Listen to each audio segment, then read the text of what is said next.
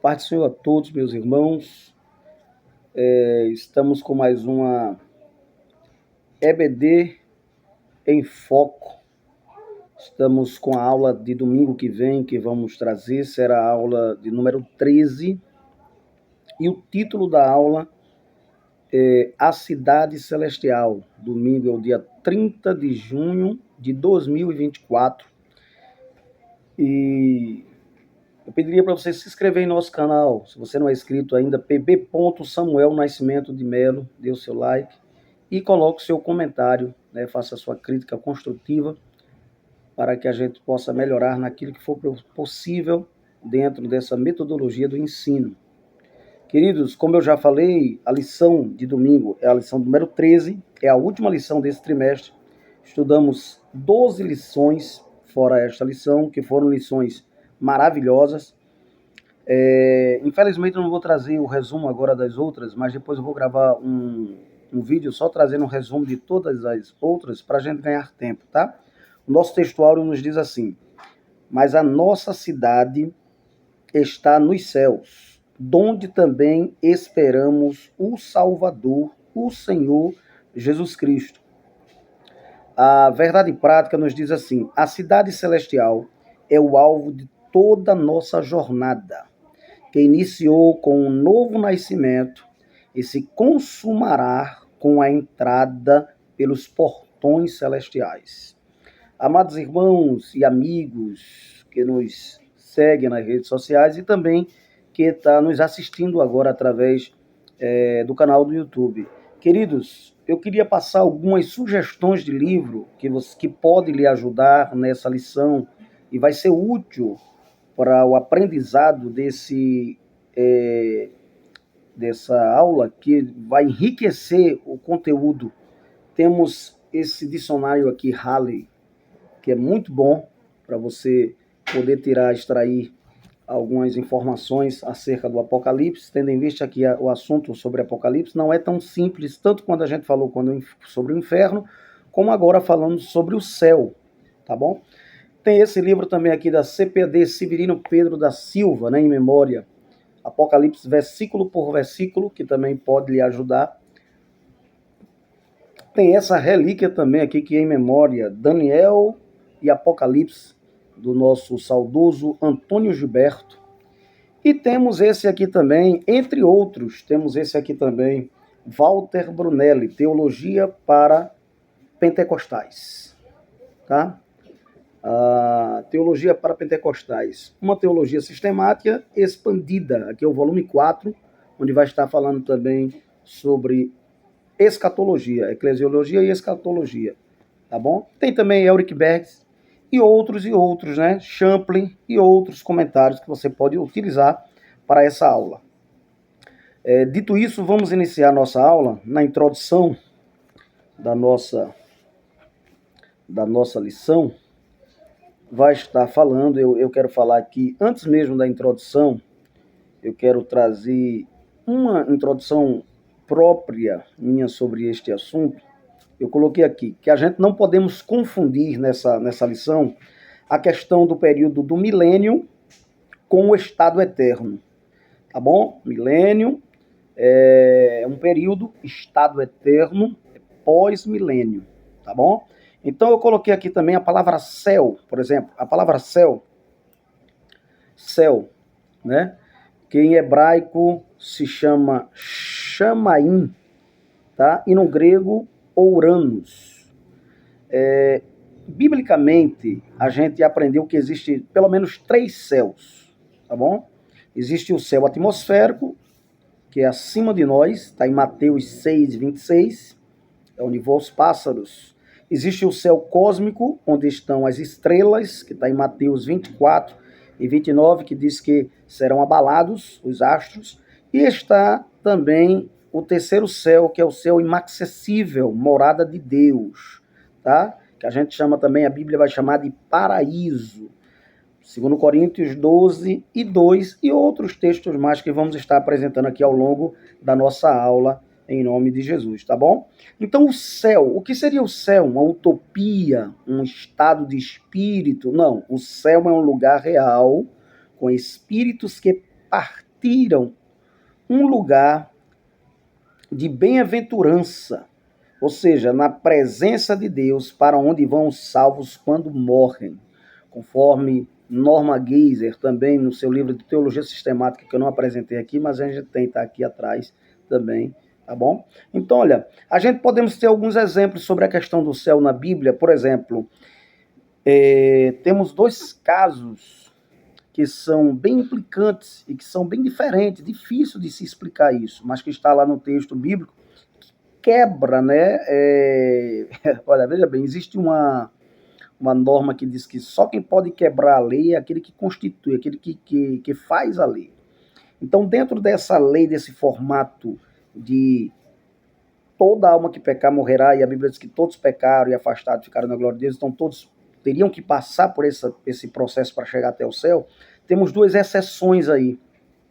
O primeiro é Enoque, que ele andou com Deus, Gênesis 5:24, e a Bíblia diz que não era mais Enoque porque Deus o tomou para si. E o segundo é Elias, tá? Que também subiu ao céu no redemoinho. A carruagem passou entre eles e Eliseu, e ele subiu no redemoinho. Segundo os Reis 2:11, foi quando Eliseu pegou a capa de Elias, que Elias largou lá e subiu ao céu. A questão ainda do paraíso, temos a questão do salteador, né? Que em Lucas 23:43 vai dizer que Jesus disse: hoje mesmo estarás comigo no paraíso. A gente vai detalhar mais isso um pouco no próximo tópico. Jesus também, quando rendeu o Espírito ao Pai, ele disse o quê? Pai, nas tuas mãos entrego o meu Espírito. Lucas 23:46. Então o céu é a morada de Deus, conforme Mateus 6:9 e João 14:12. Quem nos prometeu foi o próprio Deus. E a Bíblia diz em Tito 1:2 que ele não mente, tá? Nosso Deus não mente. E ele não ia mentir com algo tão sério desse.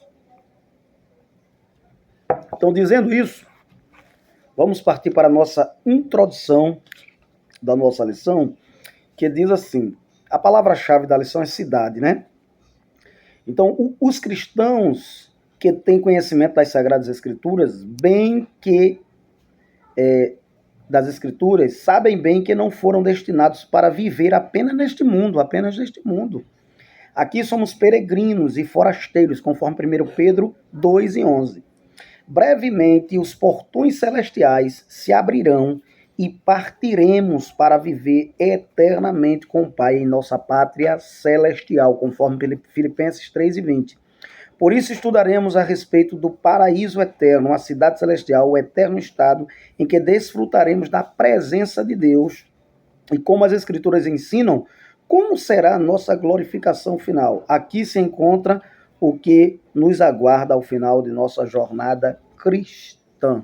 Tá? Isso é a introdução daqui da nossa lição. Então vamos agora para o primeiro tópico da nossa lição. No primeiro tópico da nossa lição nos diz assim: o paraíso eterno. O que é o paraíso? Né? Tem tantas pessoas que falam sobre paraíso, né? E o paraíso, sabemos que a palavra paraíso significa lugar de delícias, né? A gente vai ver no Gênesis lá o começo de tudo, e a Bíblia diz que Deus criou e colocou um jardim, e colocou eles no paraíso, um jardim no paraíso, no Éden. Então, o que é o paraíso? A gente sabe que o céu é a morada de Deus, dos anjos e dos salvos, e também é chamado de paraíso. Olha, a gente vai ver a experiência do apóstolo Paulo, por exemplo. Se você abrir a sua Bíblia em 2 Coríntios, olha bem, pode abrir aí para mim, por favor, comigo aí, no capítulo 12 de 2 Coríntios, versículo 2-4, diz assim: conheço um homem em Cristo que há 14 anos, se no corpo não sei, tá? Se fora do corpo não sei, Deus o sabe, foi arrebatado até o terceiro céu. Escute isso. E sei que o tal homem, se no corpo ou fora, e se fora do corpo não sei, Deus o sabe, foi arrebatado ao paraíso e ouviu palavras inefáveis, de que ao homem não é lícito falar. A revelação foi tão precisa e a experiência foi tão forte que ele não sabe dizer se foi no corpo, se foi fora do corpo, mas ele tem a certeza que teve, que foi ao paraíso, até o terceiro céu, certo? Então, a gente vai ver também em Lucas 23:46, Jesus rendendo, né, o Espírito, como eu já falei, ao Pai. E o ladrão, quando olha para Jesus, diz: Senhor, lembra-te de mim quando entrares no teu reino. Ele vai dizer: hoje mesmo estarás comigo no paraíso. Claro que ele não vai dizer: você está comigo no paraíso, porque ele está ali presente ali naquele momento, né? Há várias indagações que nos textos originais não existia vírgula e aquela coisa toda, mas não justifica nada disso. A Bíblia diz que quando Jesus morreu, ele rendeu o Espírito ao Pai, então ele já foi ao paraíso. Ah, mas ele passou 40 dias aqui na terra. Não importa. Depois da morte, o Senhor Jesus já não estava mais limitado ao seu estado divino, ou seja, a sua essência, tá? De verdadeiro Deus e seus atributos. Poderia ser usados sim os seus atributos da onipresença, onisciência e onipotência, diferente de quando ele estava como verdadeiro homem, tá bom? Porque era tudo feito pelo Espírito Santo que habitava nele. Tá? Então, Jesus rendeu o Espírito ao Pai.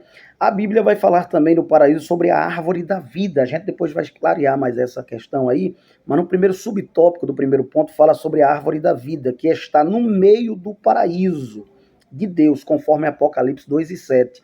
A árvore do Gênesis, ela reaparece aí, tá? O paraíso no Antigo Testamento, a gente vai ver a ideia do paraíso no Antigo Testamento com a narrativa, né, em forma parabólica, mas que não é uma parábola, de Lucas 16 e o 19 ao 31, sobre Lázaro e o rico.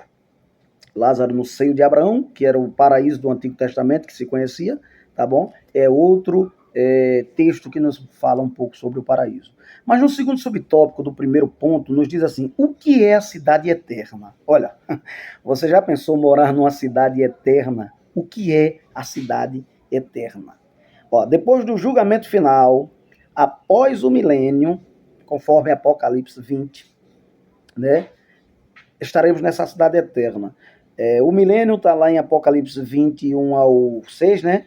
Que vai falar 6 vezes sobre a expressão 1000 anos. E a gente acredita que isso, os futuristas, né? Nós que somos futuristas acreditamos que essa palavra está no sentido literal e não figurado, como alguns acreditam. Tá? Então, haverá purificação da terra por meio do fogo, conforme 2 Pedro 3:10.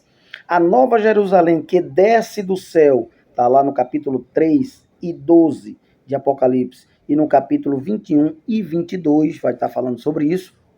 E o Senhor prometeu preparar um lugar, conforme João 14 e o versículo número 2 e 3. Vou preparar lugar, né, e virei outra vez para vos levar para mim mesmo. Então escute isso ainda dentro do segundo subtópico. A nova Jerusalém, ela tem origem no céu. Escute bem, segundo Pedro 3:10 vai falar sobre isso. A primeira terra passará, certo? E o mar já não existe. Não se trata do céu como habitação, né? Esse céu aqui que vai passar, que a Bíblia diz, não se trata do céu como habitação de Deus, mas do céu sideral, do espaço sideral, entre o céu e a terra. Lembrando que Satanás operava nesse espaço e conspurcou o homem, também tem poluído esse espaço. A gente vai ver que essa palavra no original, né, parechomai, significa passar e passar de um estado para o outro. Ou seja, a terra voltará ao estado perfeito, tá? Original, certo? Conforme Apocalipse 21 e 1 ao 3.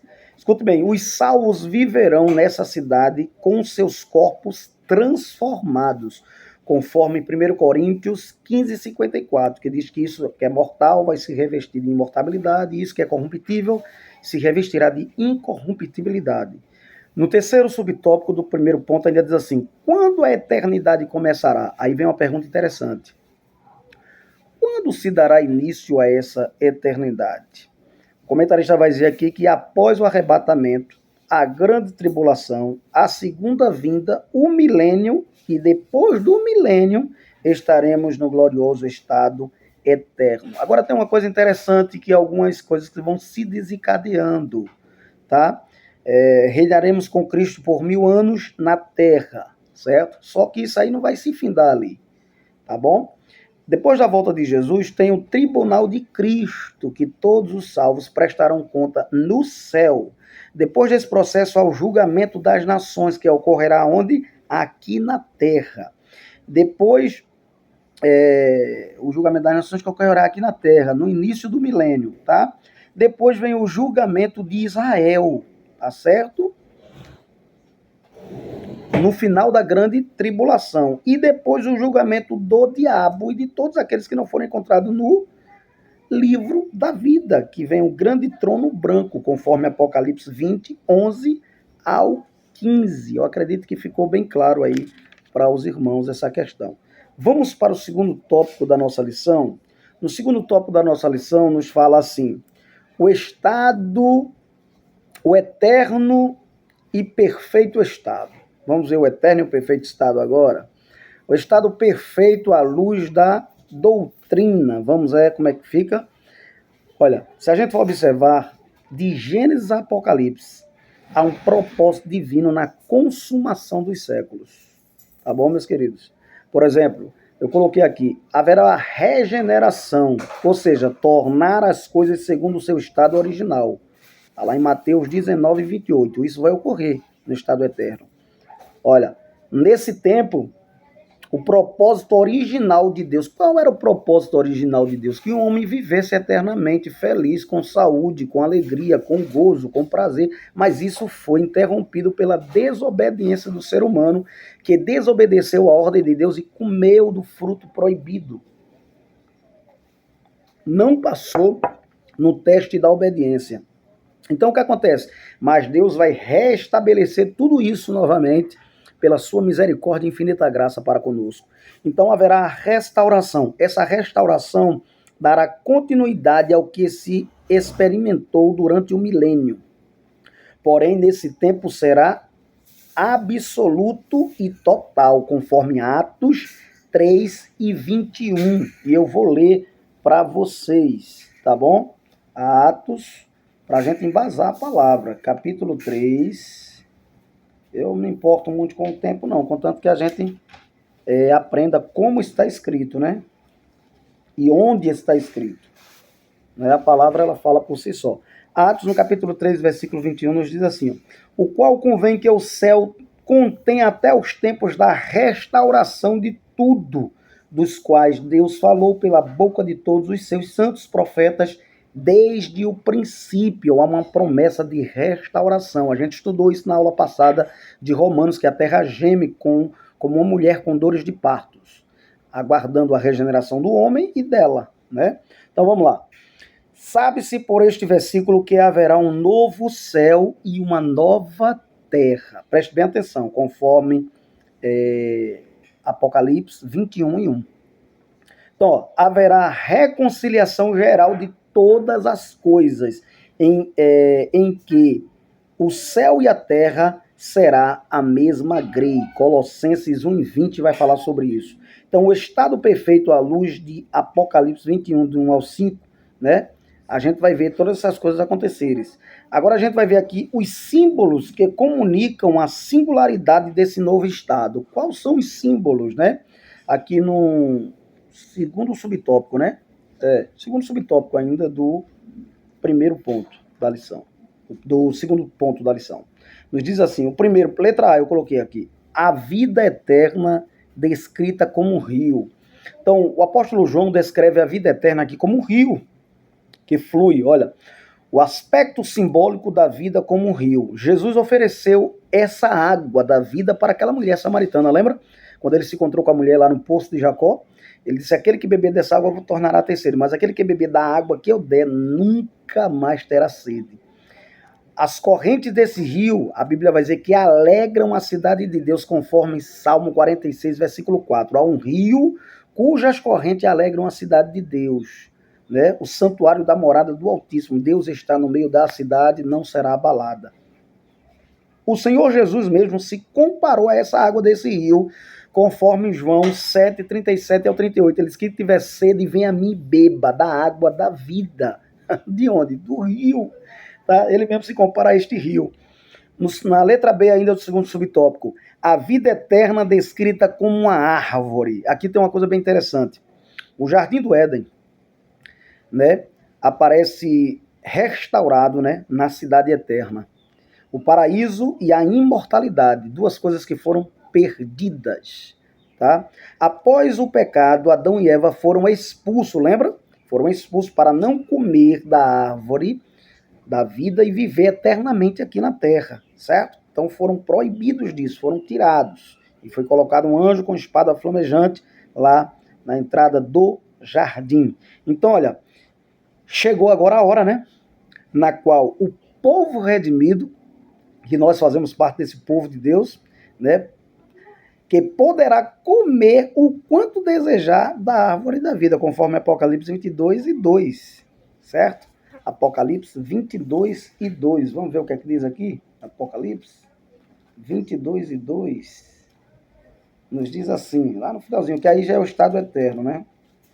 22 e 2 assim: no meio da sua praça, de uma da outra banda do rio, estava a árvore da vida, que produz 12 frutos, dando seu fruto de mês em mês, e as folhas da árvore são para a saúde das nações. Amém? Tá certo? Alguns comentaristas vão dizer que a Bíblia não diz, não deixa claro, mas quem sabe haverá uma santa ceia mensal, onde comeremos desse fruto. Não é impossível, mas o texto não deixa claro, tá? Isso é uma citação de Severino Pedro, tá bom? Então vamos lá.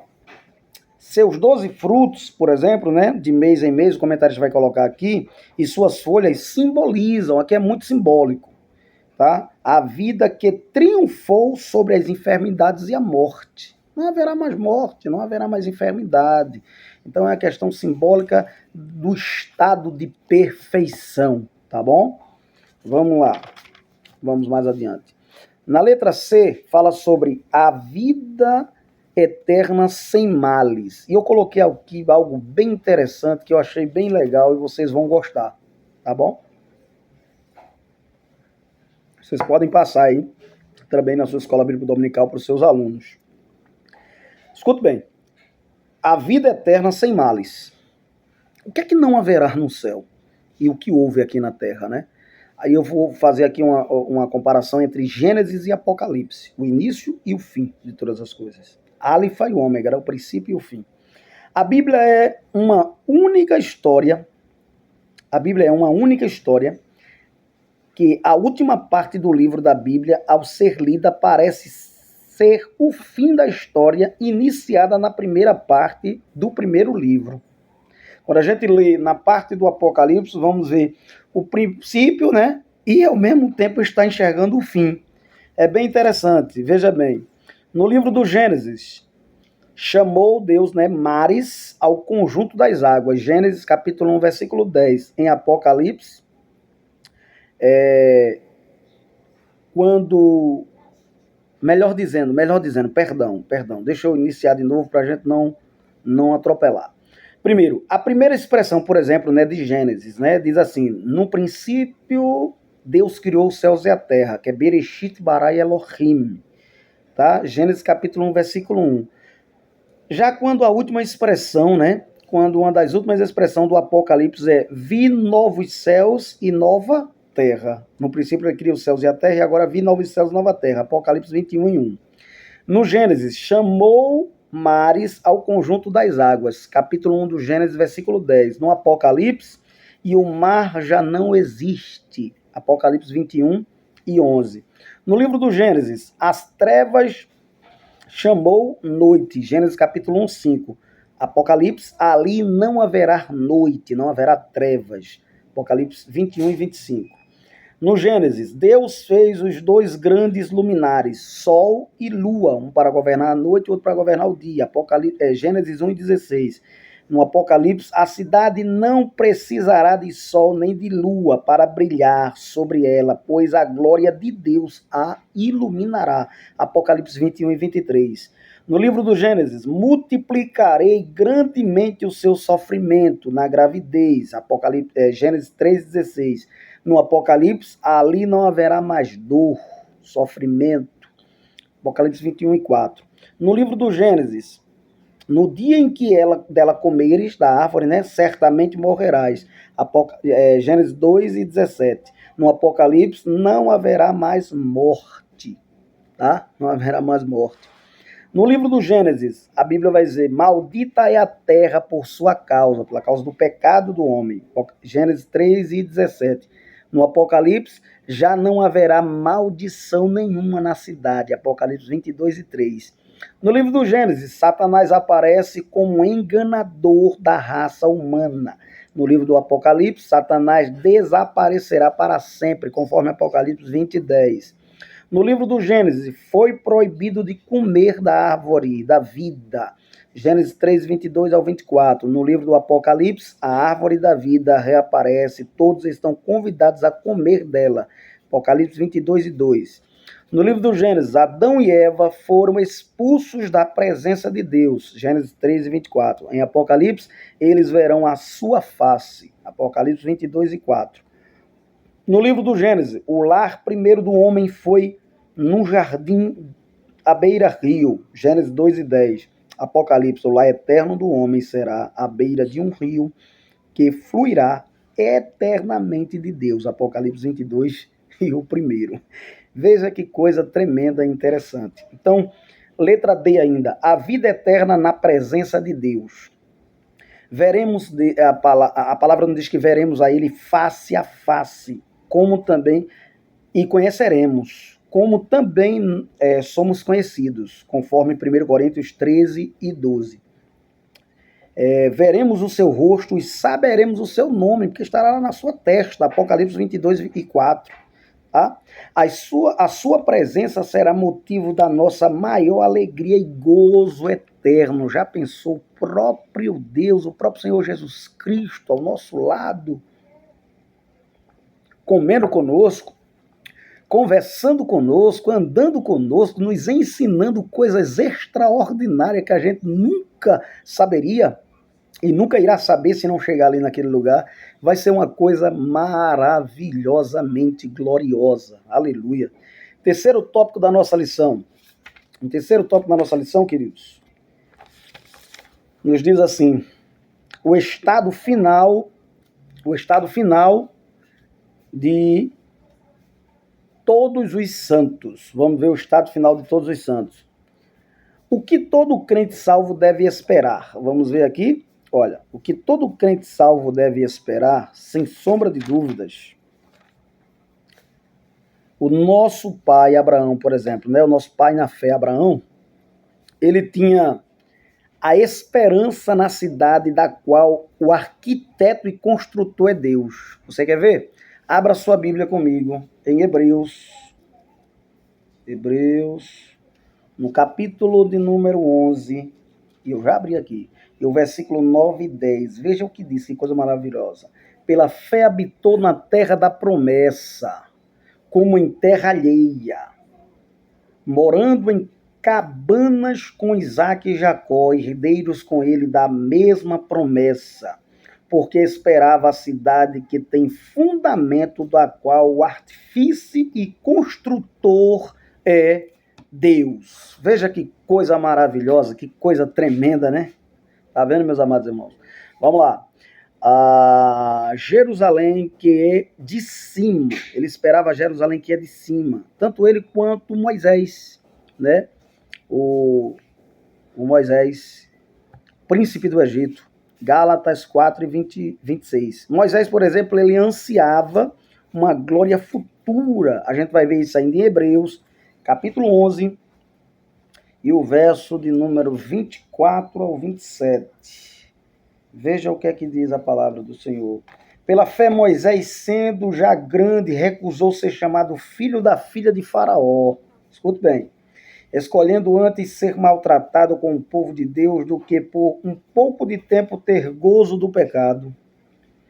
Tendo por maiores riquezas o vitupério de Cristo do que os tesouros do Egito. Pela fé deixou o Egito, não temendo a ira do rei, porque ficou firme como vendo o invisível, aquilo que ainda viria.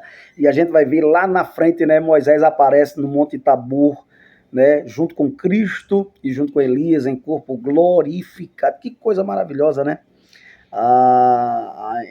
Numa presença tão extraordinária que Pedro diz, fazei uma tenda para Moisés e Elias. É glorioso, é magnífico. Por isso é importante nos conscientizarmos que somos peregrinos nessa terra. Se você abrir a sua Bíblia, no livro de Apocalipse, no capítulo 21, é isso mesmo, meu Deus, versículo 3? Não, 1 Coríntios é melhor. 1 Coríntios, no capítulo de número 29, tá? Capítulo 29 de 1 Coríntios.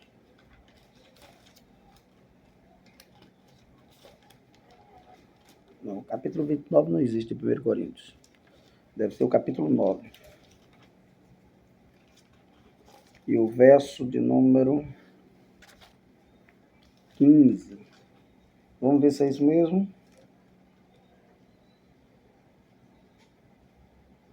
Não, essa citação está fora do padrão. Vamos aqui mais adiante. Tá? Eu sei que a Bíblia vai dizer, principalmente em 1 Pedro, que somos peregrinos nessa terra.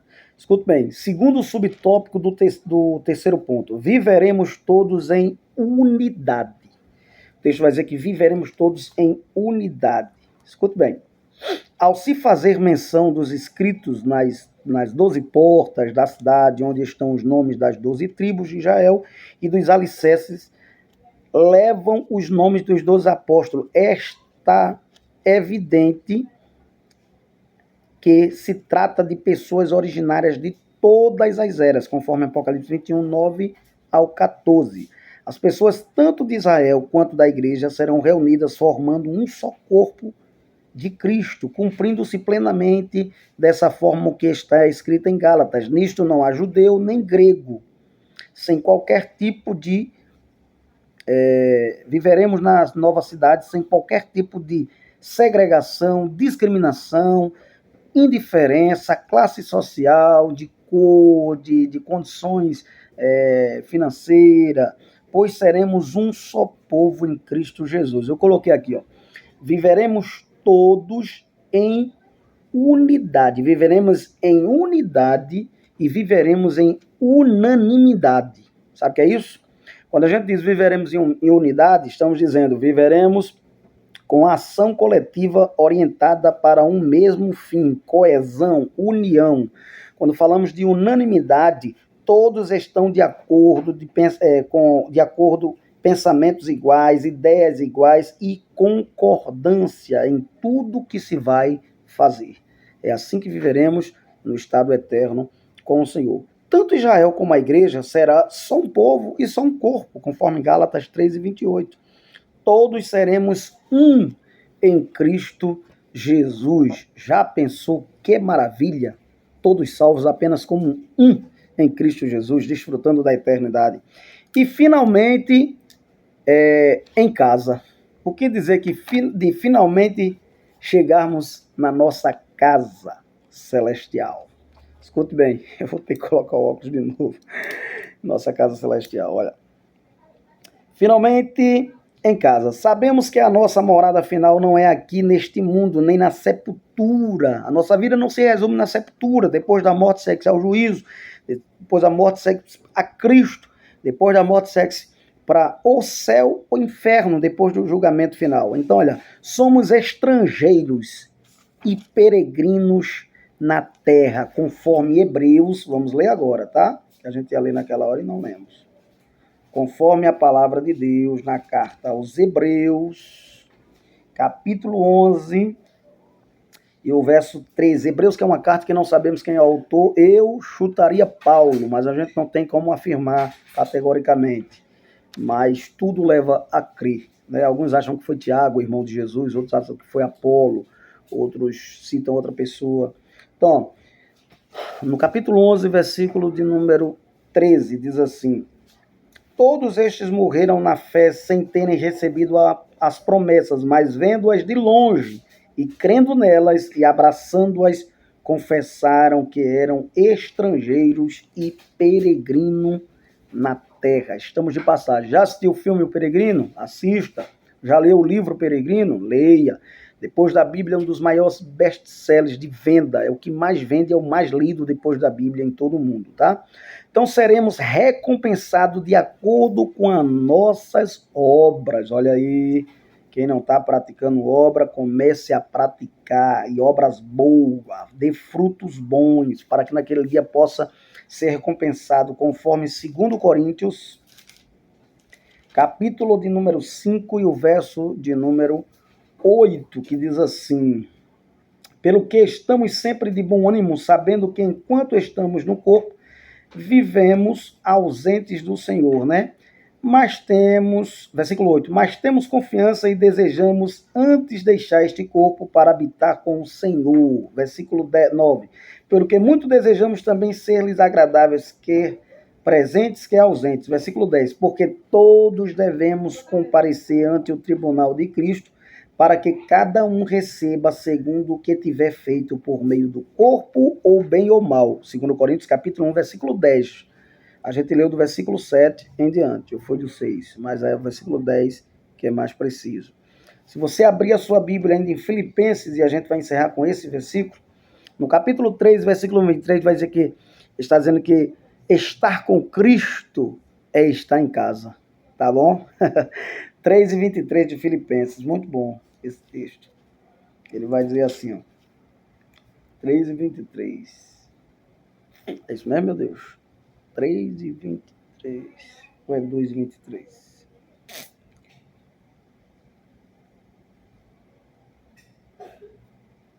Não, capítulo 3, versículo 20, né? Que diz assim, ó.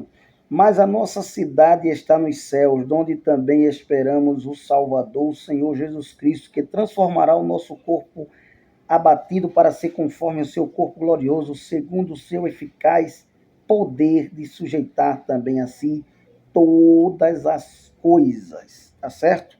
Estar com Cristo, meu irmão, é estar em casa. Filipenses 3 e 20, é isso mesmo. É 3 e 23, não é 3 e 20, tá bom? Mas a nossa cidade está nos céus, onde também esperamos o Salvador, o Senhor Jesus Cristo. Está no céu, está com Cristo, tá? Estar com Cristo é estar em casa, no céu, a nossa pátria celestial. E aqui a gente finaliza essa aula maravilhosa. Que Deus abençoe você, que Deus lhe ajude, que Deus lhe dê estratégia na sala de aula, que você possa ser uma bênção para os seus alunos, que você possa aprender e ensinar. Eu dou uma dica muito boa para os irmãos quando estiver dando a sua aula. O professor não fique só falando. Não, pelo amor de Deus, essa é a pior aula que existe.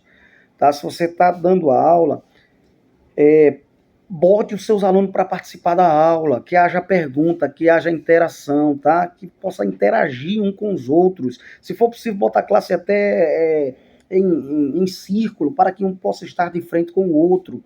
Faça perguntas, responda ao seu aluno, vá preparado para a sala de aula, para que quando o seu aluno pergunte, você responda à altura, para você não deixar a desejar aos seus alunos, tá certo? Então, que Deus abençoe a cada professor, a cada aluno. Leia a lição, estude, se prepare, porque há mais perguntas nesse assunto do que resposta propriamente dito. Se você falasse com o Dr. Russell Shedd, ele vai dizer: a Bíblia, meu filho, há mais pergunta do que resposta. E isso é uma grande verdade. Quando a gente começa a estudar a Bíblia a fundo, a gente vai observar que tem coisas que você só vai saber quando chegar lá na eternidade. Amém? Então, que Deus nos abençoe, que Deus nos ajude, que Deus nos guarde, nos livre de todo mal. Não confunda milênio com o estado eterno. Conclusão, para a gente encerrar. Eita, tem que botar o óculos de novo aqui. O céu é o destino final de uma jornada que se iniciou com um novo nascimento. Lembra que a gente começou falando sobre o novo nascimento na nossa lição? Do início da jornada até o final, enfrentaremos inimigos que intentam nos desviar da rota para o céu. Por isso, durante a travessia da jornada é necessário toda vigilância e zelo, sabendo que aquele que começou a boa obra há de aperfeiçoar até o dia do nosso Senhor Jesus Cristo. Filipenses 1:6.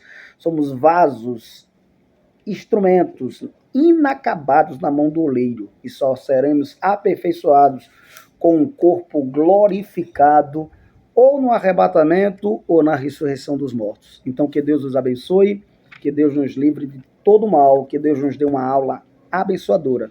E lembre-se, só entre em algum recinto se Cristo entrar com você. E só converse algo se ele puder participar. O importante é que eu diminua e que ele cresça. Deus abençoe a cada aluno. Que a graça do nosso Senhor e Salvador Jesus Cristo, o amor de Deus e a comunhão do Espírito Santo seja com todos agora e sempre. Todos dizem amém. Até a próxima lição, que será uma bênção para nós, esta lição aqui, que vamos estar estudando no próximo trimestre. Se prepare, que vai ser uma bênção. Vamos estar aprendendo sobre a vida de Ruth e a vida de Esther, duas mulheres com nomes de livros na Bíblia. Já parou para pensar nisso? Deus abençoe a todos.